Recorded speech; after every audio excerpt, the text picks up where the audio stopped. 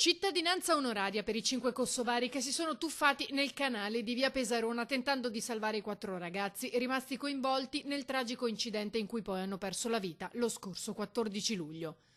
I 5 muratori di Campalto, tutti tra i 30 e i 40 anni, padri di famiglia, erano scomparsi nel nulla dopo aver tentato il salvataggio.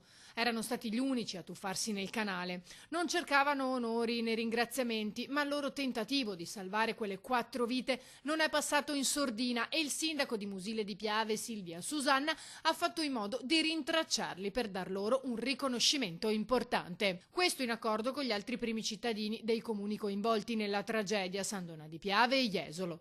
La cittadinanza onoraria di Musile è sembrata a tutti la scelta più opportuna, visto che la maggior parte dei ragazzi coinvolti nell'incidente era proprio di Musile e a Musile sono state celebrate le esequie allo stadio, cui hanno preso parte oltre 5.000 persone.